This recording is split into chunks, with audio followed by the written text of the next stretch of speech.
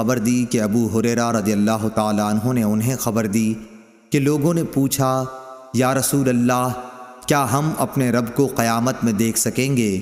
آپ نے جواب کے لیے پوچھا، کیا تمہیں 14ویں رات کے چاند کو دیکھنے میں جبکہ اس کے قریب کہیں بادل بھی نہ ہو شبہ ہوتا ہے؟ لوگ بولے، ہرگز نہیں یا رسول اللہ صلی اللہ علیہ وسلم۔ پھر آپ نے پوچھا، اور کیا تمہیں سورج کے دیکھنے میں جبکہ اس کے قریب کہیں بادل بھی نہ ہو شبہ ہوتا ہے؟ لوگوں نے کہا کہ نہیں یا رسول اللہ۔ پھر آپ نے فرمایا، رب العزت کو تم اسی طرح دیکھو گے۔ لوگ قیامت کے دن جمع کیے جائیں گے، پھر اللہ تعالیٰ فرمائے گا کہ جو جسے پوجتا تھا وہ اس کے ساتھ ہو جائے۔ چنانچہ بہت سے لوگ سورج کے پیچھے ہو لیں گے، بہت سے چاند اور بہت سے بتوں کے ساتھ ہو لیں گے۔ یہ امت باقی رہ جائے گی، اس میں منافقین بھی ہوں گے۔ پھر اللہ تعالیٰ ایک نئی صورت میں آئے گا اور ان سے کہے گا کہ میں تمہارا رب ہوں۔ وہ منافقین کہیں گے کہ ہم یہیں اپنے رب کے آنے تک کھڑے رہیں گے، جب ہمارا رب آئے گا تو ہم اسے پہچان لیں گے۔ پھر اللہ عز و جل ان کے پاس ایسی صورت میں جسے وہ پہچان لیں آئے گا اور فرمائے گا کہ میں تمہارا رب ہوں۔ وہ بھی کہیں گے کہ بے شک تو ہمارا رب ہے۔ پھر اللہ تعالیٰ بلائے گا، پل صراط جہنم کے بیچوں بیچ رکھا جائے گا، اور حضرت صلی اللہ علیہ وسلم فرماتے ہیں کہ میں اپنی امت کے ساتھ اس سے گزرنے والا سب سے پہلا رسول ہوں گا۔ اس روز سوائے انبیاء کے کوئی بھی بات نہ کر سکے گا، اور انبیاء بھی صرف یہ کہیں گے، اے اللہ مجھے محفوظ رکھیو، اے اللہ مجھے محفوظ رکھیو۔ اور جہنم میں سعدان کے کانٹوں کی طرح آکس ہوں گے۔ سعدان کے کانٹے تو تم نے دیکھے ہوں گے۔ صحابہ رضی اللہ تعالیٰ عنہ نے عرض کیا کہ ہاں۔ آپ نے فرمایا، تو وہ سعدان کے کانٹوں کی طرح ہوں گے، البتہ ان کے طول و عرض کو سوائے اللہ تعالیٰ کے اور کوئی نہیں جانتا۔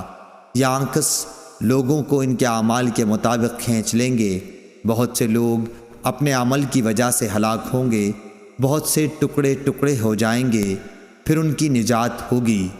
جہنمیوں میں سے اللہ تعالیٰ جس پر رحم فرمانا چاہے گا تو ملائکہ کو حکم دے گا کہ جو خالص اللہ تعالیٰ ہی کی عبادت کرتے تھے انہیں باہر نکال لو۔ چنانچہ ان کو وہ باہر نکال لیں گے اور موحدوں کو سجدے کے آثار سے پہچانیں گے۔ اللہ تعالیٰ نے جہنم پر سجدے کے آثار کا جلانا حرام کر دیا ہے۔ چنانچہ یہ جب جہنم سے نکالے جائیں گے تو اثر سجدہ کے سوا ان کے جسم کے تمام ہی حصوں کو آگ جلا چکی ہوگی۔ جب جہنم سے باہر ہوں گے تو بالکل جل چکے ہوں گے، اس لیے ان پر آب حیات ڈالا جائے گا، جس سے وہ اس طرح ابھر آئیں گے جیسے سیلاب کے کوڑے کرکٹ پر سیلاب کے تھمنے کے بعد سبزہ ابھر آتا ہے۔ پھر اللہ تعالیٰ بندوں کے حساب سے فارغ ہو جائے گا، لیکن ایک شخص جنت اور دوزخ کے درمیان اب بھی باقی رہ جائے گا۔ یہ جنت میں داخل ہونے والا آخری دوزخی شخص ہوگا۔ اس کا منہ دوزخ کی طرف ہوگا، اس لیے کہے گا کہ اے میرے رب، میرے منہ کو دوزخ کی طرف سے پھیر دے، کیونکہ اس کی بدبو مجھ کو مارے ڈالتی ہے اور اس کی چمک مجھے جلائے دیتی ہے۔ اللہ تعالیٰ پوچھے گا، کیا اگر تیری یہ تمنا پوری کر دوں تو دوبارہ کوئی نیا سوال تو نہیں کرے گا؟ بندہ کہے گا، نہیں، تیری بزرگی کی قسم۔ اور جیسے جیسے اللہ چاہے گا وہ قول و قرار کرے گا۔ آخر اللہ تعالیٰ جہنم کی طرف سے اس کا منہ پھیر دے گا۔ جب وہ جنت کی طرف منہ کرے گا اور اس کی شادابی نظروں کے سامنے آئی تو اللہ نے جتنی دیر چاہا وہ چپ رہے گا، لیکن پھر بول پڑے گا، اے اللہ مجھے جنت کے دروازے کے قریب پہنچا دے۔ اللہ تعالیٰ پوچھے گا، کیا تو نے عہد و پیمان نہیں باندھا تھا کہ اس ایک سوال کے سوا اور کوئی سوال تو نہیں کرے گا؟ بندہ کہے گا، اے میرے رب، مجھے تیری مخلوق میں سب سے زیادہ بد نصیب نہ ہونا چاہیے۔ اللہ رب العزت فرمائے گا کہ پھر کیا ضمانت ہے کہ اگر تیری یہ تمنا پوری کر دی گئی تو دوسرا کوئی سوال نہیں کرے گا؟ بندہ کہے گا، نہیں، تیری عزت کی قسم، اب دوسرا سوال کوئی تجھ سے نہیں کروں گا۔ چنانچہ اپنے رب سے ہر طرح عہد و پیمان باندھے گا اور جنت کے دروازے تک پہنچا دیا جائے گا۔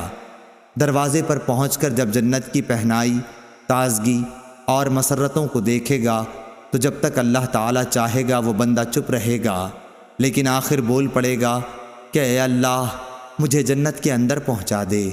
اللہ تعالیٰ فرمائے گا افسوس اے ابن آدم، تو ایسا دغاباز کیوں بن گیا؟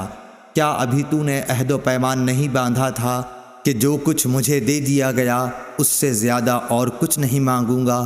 بندہ کہے گا اے رب مجھے اپنی سب سے زیادہ بد نصیب مخلوق نہ بنا۔